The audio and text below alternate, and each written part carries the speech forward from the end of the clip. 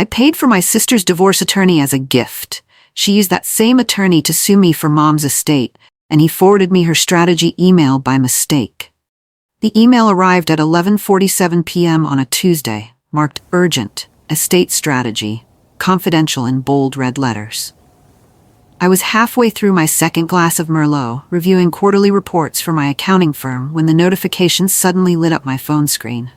The sender was Marcus Brennan, Esquire, the divorce attorney I'd paid $45,000 to help my sister Vanessa escape her abusive marriage 2 years ago. My hand froze on the mouse when I saw the subject line clearly displayed. Vanessa Howard versus Catherine Howard, estate litigation strategy. My own name staring back at me from a lawsuit caption like a punch to the gut. For exactly 3 seconds, I thought it must be spam, some kind of elaborate phishing attempt, maybe even a cruel joke from someone who knew our family. Then I opened it and felt my stomach drop through the floor, like an elevator cable had suddenly snapped without warning. The email laid out everything with brutal, methodical clarity that made my hands shake. Challenge the 2019 will on grounds of undue influence during Eleanor's vulnerable state. Catherine had power of attorney during your mother's final year and controlled all decisions. Emphasize your absence during end-of-life care was due to deliberate exclusion by Catherine, who wanted to isolate Eleanor. We'll argue the $127,000 you borrowed from Eleanor over 5 years was actually a gift, not a loan, because there's no signed promissory note to prove otherwise. Paint Catherine as financially motivated and controlling. Her accounting practice gives her specific expertise in asset manipulation and financial schemes. The home health aide testimony will be absolutely crucial to our case. I stopped reading right there, my vision actually blurring at the edges the way it does right before you faint or vomit or both. Vanessa was suing me for Mom's estate, using the same attorney I'd paid for, with money I'd given her freely out of pure love.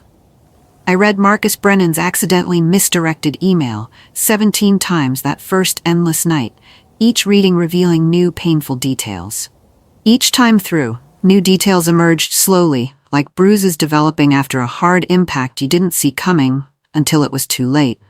The litigation strategy wasn't just about the estate or the carefully crafted will Mom had created. It was about systematically destroying my credibility, my character, my professional reputation, and my relationship with our mother's sacred memory. Marcus planned to paint me as a manipulative, controlling daughter who deliberately isolated Mom from Vanessa during her final vulnerable year, who'd controlled her finances exclusively for calculated personal gain. Meanwhile, Vanessa would be portrayed sympathetically as the excluded, heartbroken daughter who'd been deliberately pushed away by her power-hungry older sister, denied precious access to their dying mother. Every single carefully chosen word was a calculated, deliberate lie specifically designed to steal what Mom had legally left me. I set down my wine glass carefully before I threw it against the wall and started taking systematic screenshots of everything. Vanessa had always been our mother's favorite child, and it wasn't subtle at all growing up. Growing up together in our modest Beaverton home, the family dynamic was firmly established early and never changed over decades. Vanessa was the creative one, the free artistic spirit, the sensitive daughter who needed constant protection, support, and understanding from everyone. I was the responsible one, the sensible, practical daughter who didn't need attention or validation because I supposedly had everything together naturally. When Vanessa dropped out of Portland State University after completing only 1 semester because college stifled her artistic vision and creative soul, Mom immediately helped her rent a trendy studio apartment downtown in the expensive Pearl District. When I earned my MBA while working full-time and paying my own way completely through school, Mom simply said, "That's what you're good at, dear. Numbers and practical boring things." The pattern continued relentlessly for decades without changing, and I enabled it every single time without complaint or pushback. Vanessa married Derek Patterson when she was 31 years old and still searching for herself. He was a charming, successful real estate developer with a hidden temper that didn't show itself publicly until after the elaborate wedding ceremony. I'd personally paid $8,000 from my savings for their wedding venue when Derek's supposed investment opportunity fell through, suddenly, at the very last minute. $8,000 from my carefully maintained savings account, presented publicly as a generous gift so Vanessa wouldn't feel embarrassed or diminished in front of all her friends. The marriage was troubled and volatile from the very start. Anyone could see it. Derek was controlling, manipulative, jealous, and eventually, as Vanessa tearfully confessed to me over wine 4 years ago, regularly physically abusive behind closed doors. I believed her immediately, without any hesitation whatsoever. I'd personally seen all the warning signs accumulating for months, the way she visibly flinched when he raised his voice suddenly, the elaborate creative excuses about mysterious bruises and marks on her arms. "Leave him tonight," I'd said simply and firmly. "This instant, right now. I'll help you with absolutely everything you need." She'd whispered that she couldn't possibly afford a good divorce attorney on her own. Good attorneys who could actually win against someone ruthless like Derek cost tens of thousands of dollars minimum. Derek had all their money tied up completely in his various accounts and business ventures she couldn't access. She had absolutely nothing available. I didn't hesitate even for a single second before responding. "I'll pay for everything," I'd said firmly. "Family takes care of family. That's what we do." That simple phrase would come back to haunt me later in ways I couldn't possibly imagine at the time. I researched divorce attorneys extensively for weeks, reading reviews and asking colleagues. Marcus Brennan came highly recommended by absolutely everyone I consulted in the legal field. Aggressive, strategic, experienced, expensive, but supposedly worth every single penny. His retainer alone was a staggering $15,000 up front. Total estimated cost was $35,000 to $50,000, depending on how long Derek decided to fight the proceedings. I paid every single invoice that followed, without complaint or hesitation, ever. $45,000 total spread over 14 long, brutal months of exhausting litigation. Vanessa eventually got the divorce finalized, a reasonable settlement, considering all the circumstances, and finally, her hard-won freedom from Derek's control. He moved to Seattle afterward, to lick his wounds and start over. Vanessa moved into a nice, comfortable apartment in the trendy Pearl District and enthusiastically started a food blog that made approximately $200 monthly at most. "I'll pay you back every penny," she'd promised while hugging me tightly the day her divorce was officially finalized in court. Every single penny. "Catherine, I absolutely swear on my life." I'd told her genuinely not to worry about the money at all. I was just deeply glad she was finally safe and free from him. Mom had beamed at me proudly during Vanessa's post-divorce freedom celebration party at her favorite Italian restaurant downtown. "You saved her, Catherine," she'd said warmly. "You're such a good, responsible big sister, so generous and selfless." But I wasn't actually at that party as a welcomed guest. I was there as the bank, the one quietly picking up the $340 restaurant bill for everyone without being asked. Mom's devastating Alzheimer's diagnosis came 3 years ago, delivered on a gray, depressing February morning by Dr. Patricia Rodriguez at Oregon Health and Science University. Early onset familial Alzheimer's disease, the doctor had explained with practiced professional gentleness and concern. Given Eleanor's relatively young age, only 71, and the concerning rate of cognitive decline we're already observing in the preliminary tests, we're realistically looking at a 3 to 5 year total progression timeline from diagnosis to end. Mom sat between Vanessa and me in that small, sterile consultation room, her hands trembling visibly in her lap from fear. She was still mostly herself at that exact moment in time, still mentally sharp enough to fully understand what was inevitably coming, which somehow made everything infinitely worse for all of us. "How much time do I have?" she'd asked quietly with a shaking voice. "Before I'm not me anymore, before I forget everyone I love completely." Dr. Rodriguez said gently that progression varied significantly between individual patients, 12 to 18 months of relative stability and normalcy, perhaps longer. Then the decline would begin accelerating rapidly and irreversibly. Vanessa had started crying immediately, producing dramatic sobs that filled the entire small consultation room and drew concerned looks from passing nurses outside. "This can't be happening, Mom," she'd wailed loudly. "I can't lose you like this, not this way." I sat there completely still, feeling nothing but cold, calculating dread settling deep into my bones like ice.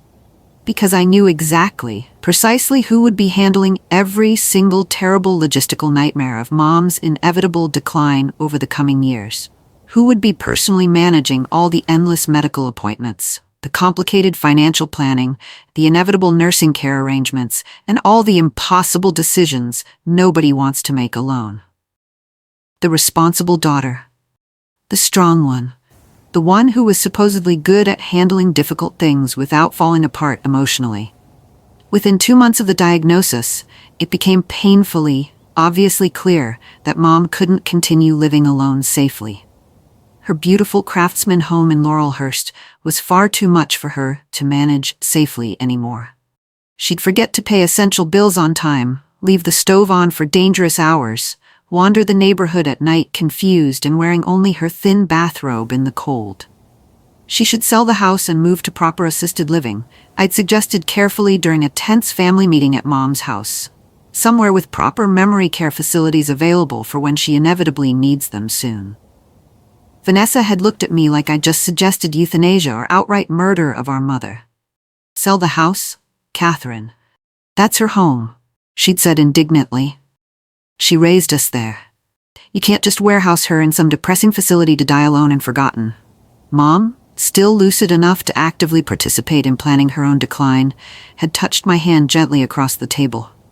"Catherine, dear, I appreciate your practicality and clear thinking," she'd said kindly. "But Vanessa's right about this one thing. I want to stay in my home as long as physically possible before the end. Then someone needs to move in with her full-time permanently," I'd said firmly and clearly. "Or we hire expensive round-the-clock care, which will cost thousands monthly even with Medicare coverage." Vanessa had shifted uncomfortably in her chair, avoiding eye contact completely. She would move in, but her apartment lease was long-term, and her food blog was finally gaining real traction online. "I'll do it myself," I'd interrupted, because of course I would do it. I always did. I was always the one who did whatever needed doing without complaint. I rented out my beautiful condo in the Alberta Arts District and moved all my belongings into my childhood bedroom. At 44 years old, I was back sleeping in my narrow twin bed with the faded lavender walls, staring at the exact same ceiling I'd contemplated endlessly during high school. Vanessa visited exactly twice a month usually, typically for comfortable Sunday dinner if she didn't have other more important plans. She'd bring flowers or small thoughtful gifts, take carefully staged photos of Mom for her Instagram account to post. Cherishing time with this amazing woman, her captions would read to hundreds of likes and sympathetic comments from strangers. Then she'd leave after 2 comfortable hours without helping with anything difficult. I was there every single day and every single night without break, managing complicated medications on strict schedules, handling all finances and bills, taking Mom to endless medical appointments, interviewing and training home health aides, filing insurance claims repeatedly, arguing with bureaucrats about coverage. The cost of Mom's proper care was absolutely staggering and getting worse every single month without exception. The good home health aides, the ones who actually treated her with genuine dignity and patience, cost $25 to $30 per hour minimum. Medicare covered some expenses, but not nearly enough for quality care that she deserved. Mom's retirement savings were comfortable, but definitely not infinite, and I watched them drain away steadily. I took over all her finances completely with power of attorney, carefully tracking every single expense in detailed spreadsheets. Mom's estate was relatively straightforward on paper at that time. The house, worth approximately $650,000, and about $180,000 in various retirement accounts and savings combined. Then there was Vanessa's massive debt that I didn't know about yet. "Mom, I need help." Vanessa had called on a Wednesday evening 18 months into Mom's diagnosis. I was in the kitchen preparing dinner while Mom worked on a puzzle with Mariana, our evening aide. What kind of help specifically? I'd asked cautiously while stirring pasta sauce at the stove. Financial help, she'd said directly. I'm in serious trouble, Catherine. Really bad this time. My stomach sank immediately with familiar dread. How much trouble are we talking about exactly? Her car had completely died suddenly. The transmission was shot beyond repair. It would cost $8,000 to fix properly, or she needed to buy a used car, which would be at least $12,000 for something reliable that wouldn't break down. She didn't have it. Her credit cards were completely maxed out already. I'd bitten back my first sharp response about responsibility. Vanessa's rent was $1,400 monthly for a studio apartment. She had no dependents, no major debt besides credit cards, no real significant expenses. Where was all her money actually going month after month consistently? Can you ask Derek for help with this? I'd tried, hopefully. The settlement gave you a decent amount to start over. That money's completely gone, she'd said defensively and angrily. I had to live, Catherine. Not all of us have thriving accounting practices making good money easily. The implication stung deeply and deliberately. You have money, I don't have money, therefore you owe me some of yours automatically. I can lend you some, I'd offered carefully. Maybe $5,000 toward a decent, reliable used car that will last. Catherine, I need at least $12,000, probably more for something that won't break down constantly, she'd insisted firmly. That's a lot of money, Vanessa, I'd said honestly. You paid $45,000 for my divorce, she'd shot back immediately, without hesitation. There it was, the trump card she'd been saving carefully. You already gave me money once, so this is just continuing that established pattern we have. That was different, I'd said quietly but firmly. You were in a dangerous, abusive situation that required immediate help. And now I'm in a financial crisis, she'd replied quickly. Family helps family. Isn't that what you always say to me constantly? My own words, weaponized against me with surgical precision and intent. Let me talk to Mom first about this, I'd said finally, knowing I'd already lost this battle. The next morning, I'd broached the subject carefully over breakfast while Mom was having a relatively clear, lucid moment. Vanessa needs help with a car situation, I'd explained carefully. She's asking to borrow money, probably $12,000 total. Mom had frowned into her oatmeal, trying to focus her wandering attention properly. That's quite a lot of money, Catherine, she'd said slowly. Can she actually pay it back realistically at some point? She says she will, I'd answered honestly. Eventually, when she can afford it somehow. Mom was quiet for a long moment, her spoon suspended halfway to her mouth, her eyes distant and unfocused. Vanessa has always struggled with money and responsibility, she'd said finally with sadness. Not like you, Catherine. You inherited your father's practical mind and financial discipline completely. So should we help her anyway? I'd asked, already knowing the inevitable answer. Of course we should help her, Mom said firmly without hesitation. She's my daughter. She's your sister. But Catherine, make sure there's proper paperwork this time, official documents. A loan agreement with clear terms and conditions, she'd continued seriously. Your father always said to keep family business and finances separate, even when you're helping them out generously. Dad had died 8 years earlier from a sudden massive heart attack at 65. He'd been an accountant too, the one who'd inspired my entire career path. He'd also been the voice of financial reason that Mom often chose to ignore when it came to Vanessa's problems. I'll drop a proper promissory note immediately. I'd agreed without argument. Good, Mom said with clear satisfaction. Thank you for taking care of everything, Catherine, as always. I know Vanessa can't handle these things properly. She's not built that way, never has been since childhood. But you are. You're my strong one. Always have been my rock. I should have felt proud of that assessment and recognition. Instead, I just felt exhausted, trapped, and resentful.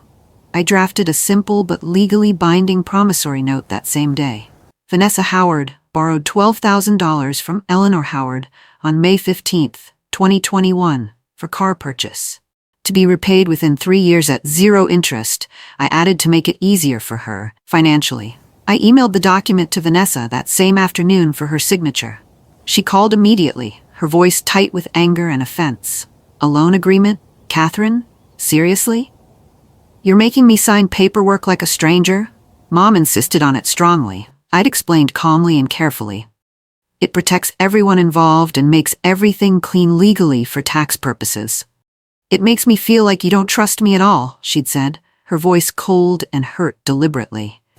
It makes me feel like I'm not really family to you anymore. 3 hours later, Mom had called Vanessa privately without telling me first. I don't know exactly what was said between them, but Vanessa called me back that evening with a completely different tone. Fine, she'd said shortly and coldly. I'll sign your paperwork if it's that important to you. Can you just send the money now so I can buy a car this week? I need the signed note returned first, I'd insisted firmly. After 2 weeks of Vanessa's constant stalling and increasingly creative excuses, Mom told me to just send the money anyway, regardless. She's struggling, Catherine, Mom had said gently but firmly. Family doesn't make family beg and jump through hoops like this. I transferred $12,000 from Mom's carefully maintained savings account to Vanessa's checking account on May 28, 2021. Vanessa sent a brief text message in response. Got it, thanks so much. I'll pay Mom back soon, I promise. That was the absolute last time the loan was ever mentioned by anyone at all. Until Marcus Brennan's accidental email explained exactly how that unsigned promissory note was strategically about to become a gift in probate court. Mom's decline accelerated exactly as Dr. Rodriguez had predicted with brutal, devastating accuracy. By early 2022, she needed round-the-clock care from trained, experienced professionals. I hired 2 full-time health aides working 12-hour shifts each. Mariana during the long, difficult days, Patricia through the harder nights. Both were compassionate, skilled women who treated Mom with genuine dignity and respect. The cost was $6,000 per month after Medicare coverage was applied. I was still running my accounting practice, but I'd scaled back dramatically to maybe 20 hours weekly at most, working from Mom's dining room table between managing her constantly changing care needs. My income dropped by 40% almost immediately. My carefully built savings were being depleted at an alarming rate monthly. But Mom was comfortable and safe and cared for properly with dignity. That was what actually mattered most. Vanessa visited less and less frequently as time passed steadily, once a month initially, then every 6 weeks, then even less frequently, always with elaborate excuses that sounded reasonable and justified. Her blog had a big sponsored post deadline she couldn't miss. She had a cold and didn't want to risk Mom's fragile health. Her anxiety was really bad lately. When she did manage to visit occasionally, she took carefully posed photos for her social media accounts every time. Mom smiling vaguely in her wheelchair in the garden. Vanessa looking brave and sad beside her. The posts consistently got hundreds of likes and sympathetic comments from strangers. Vanessa's followers praised her incredible devotion, her strength through adversity, her beautiful documentation of such a difficult family journey. Meanwhile, I was in the bathroom cleaning Mom after an accident, or on hold with insurance companies arguing about coverage denials, or holding Mom's trembling hand while she cried because she couldn't remember where she was or who I was anymore. In August 2022, I updated Mom's will with her longtime estate attorney, Howard Brennan. Mom's cognitive ability was declining steadily, but she still had sufficient legal capacity during her increasingly rare lucid windows. I want to make sure everything is fair, Mom had said during the meeting, gripping the conference table hard for stability. Catherine has done so much for me. Vanessa hasn't been able to help as much, but she's still my daughter. Howard had asked gently what she wanted to do specifically. Mom had looked at me with those eyes that were starting to lose their focus permanently. What do you think is fair, Catherine? She'd asked sincerely. I'd thought about the $45,000 for Vanessa's divorce that I'd paid without hesitation or complaint. The $12,000 for her car that she'd never paid back despite promises. The hundreds of Sunday dinners I'd paid for over the years. The rent I'd lost by moving into Mom's house. The income I'd sacrificed to provide her care properly. I thought about Vanessa's carefully curated Instagram posts where she performed grief for an audience while I performed the actual exhausting labor of caregiving in complete privacy. Whatever you want, Mom, I'd said quietly and sincerely. It's your estate and your decision completely. We settled on what seemed like a fair compromise to everyone. I would inherit the house that I'd essentially been maintaining for 2 years. Vanessa would inherit the retirement accounts and savings, approximately $180,000 total. We'd each get sentimental items and photos. But there was one firm condition Mom insisted on, absolutely. Vanessa owes me $12,000, Mom had said clearly and firmly without hesitation. From the car loan. That needs to be deducted from her inheritance properly before distribution. Catherine, do you have the promissory note she signed? My stomach dropped through the floor instantly. She never actually signed it, Mom, I'd admitted. We have all the emails discussing the loan terms and the bank transfer record, but no signed document, unfortunately. Mom's face had fallen with disappointment and sadness. She promised me faithfully she would sign it, she'd said quietly. Howard had made careful notes on his legal pad. We can add specific language to the will stating that any outstanding debts to the estate should be reconciled before distribution to heirs. Eleanor, do you want to include the $12,000 loan to Vanessa as a debt to be repaid? Mom had nodded firmly without any hesitation whatsoever. Yes, absolutely. That was a loan, not a gift. Vanessa was supposed to pay it back to me properly. The will was updated officially, properly signed, formally witnessed by 2 people, and filed with the court. Mom died 4 months later on December 3, 2022, with me holding her hand tightly. Mom died with me holding her hand tightly, and Mariana singing softly in Spanish by her bedside. She'd been unresponsive for 3 terrible days, her breathing increasingly labored, despite all the hospice medications and comfort care. Vanessa arrived 2 hours after Mom passed, crying dramatically and asking why I hadn't called her sooner than I did. I called you 6 hours ago, I'd said, exhausted beyond measure and hollowed out completely. You said you were in Vancouver at a food blogger conference and would drive down tomorrow morning. I got here as fast as I could. She'd sobbed loudly and dramatically, collapsing onto Mom's bed. The funeral was small and quiet. Mom's friends from her book club, some neighbors, a few distant cousins nobody had seen in years. Vanessa gave a moving eulogy about Mom's creativity, her free spirit, her unconditional love for both her daughters. She taught me that family is everything, Vanessa had said through tears streaming down her face, that we take care of each other no matter what happens. I'll miss her every single day for the rest of my life. I didn't speak at the funeral. I just sat in the front pew staring at the casket, thinking about the 847 nights I'd slept in my childhood bedroom, so Mom wouldn't be alone and frightened. After the funeral, we met with Howard Brennan for the formal will reading.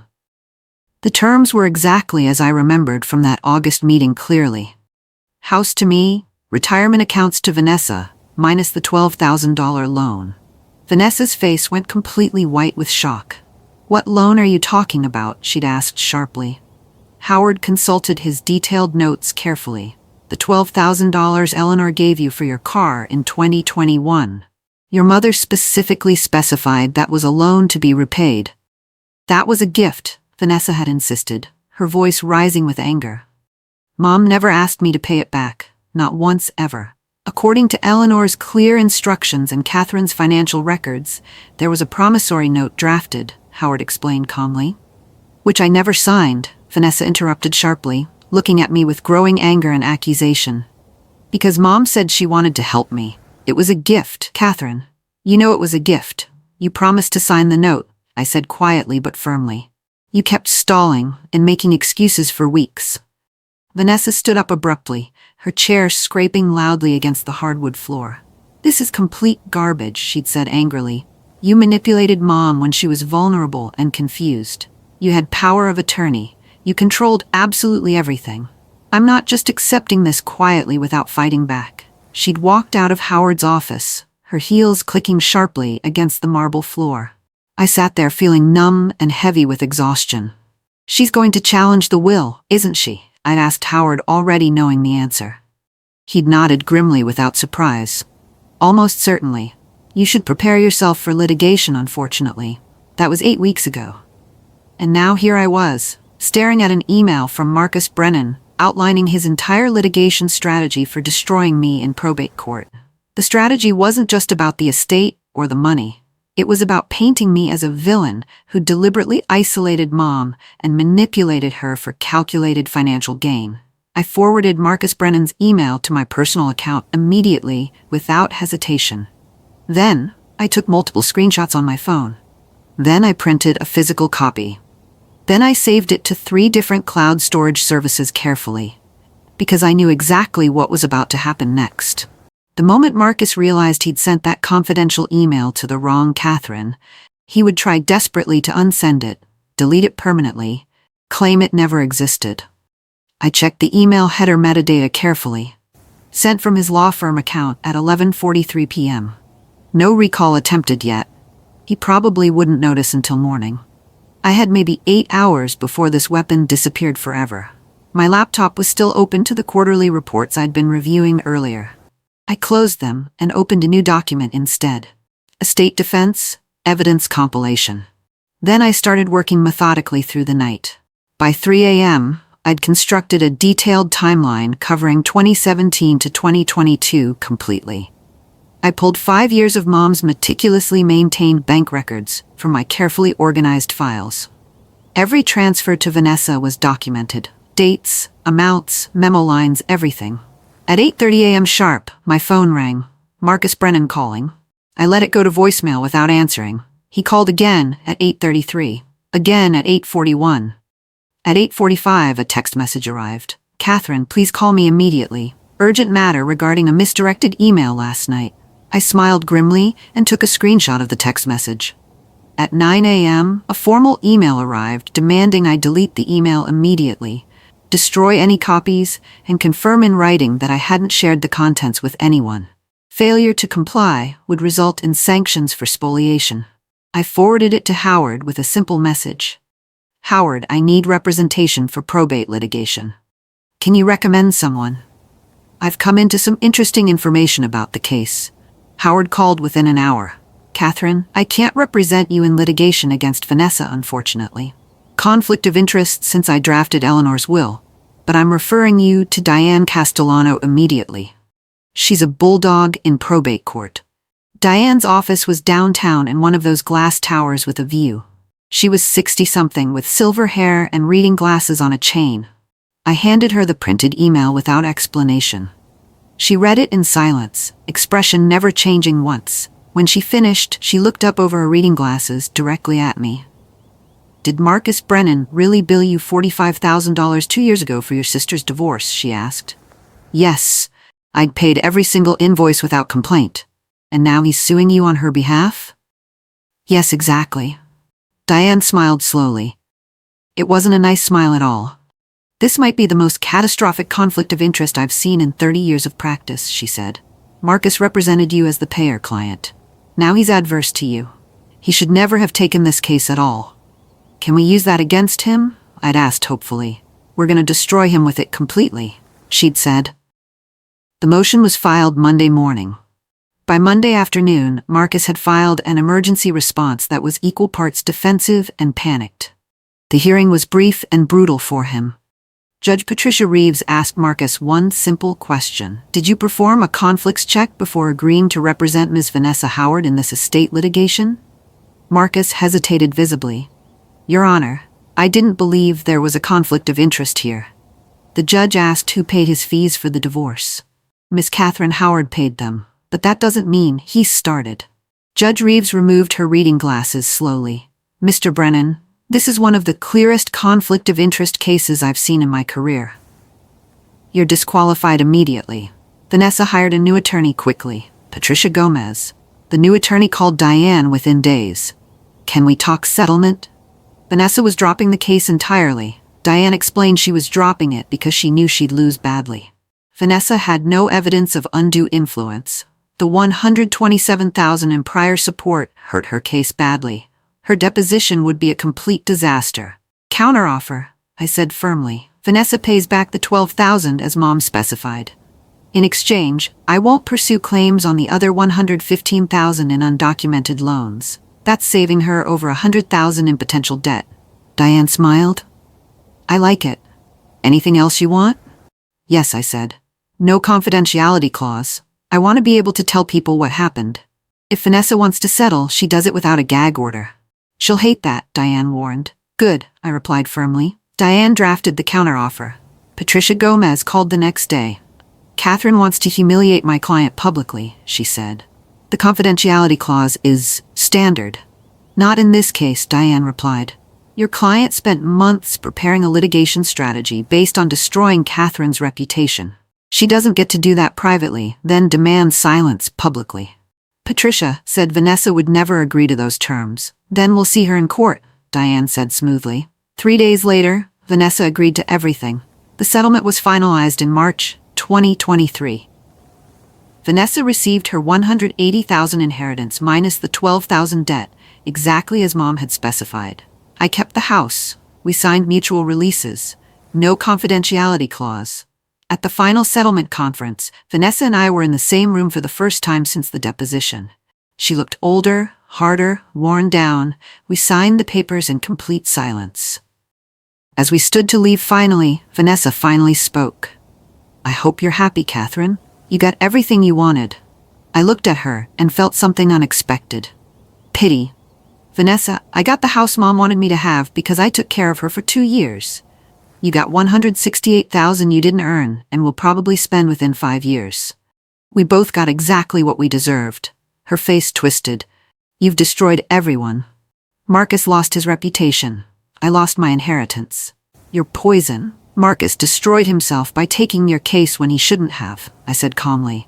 You destroyed yourself by suing me with his help after I paid $45,000 for your divorce. I headed toward the door. We're not family anymore, I said, and walked out. I walked out into the spring Portland sunshine that felt warmer and brighter than it had in months. That evening, I created a blog post titled What I Learned About Family, Money, and Boundaries. I didn't use Vanessa's name. I just told the truth clearly. Sometimes the people you help the most resent you the deepest. Sometimes loving someone means setting boundaries they'll hate you for. Sometimes being the responsible one means accepting that you'll be called cold, controlling, and selfish by people who've taken your generosity for granted for years. My mother gave my sister $127,000 over 5 years. I gave her $45,000 for a divorce attorney. In return, she sued me for an inheritance she didn't earn, using that same attorney to try to destroy my reputation. She lost. Not because I'm cruel or vindictive, but because I kept records, set boundaries, and refused to let guilt override my self-respect. If you're the strong sibling, the one everyone relies on, the one expected to give endlessly, your strength isn't selfish. Your boundaries aren't cruel. Your records aren't paranoid. They're protection. And sometimes loving yourself means accepting that family will hate you for it, and choosing yourself anyway. I paid for my sister's divorce attorney as a gift. She used that same attorney to sue me for Mom's estate, and he forwarded me her strategy email by mistake.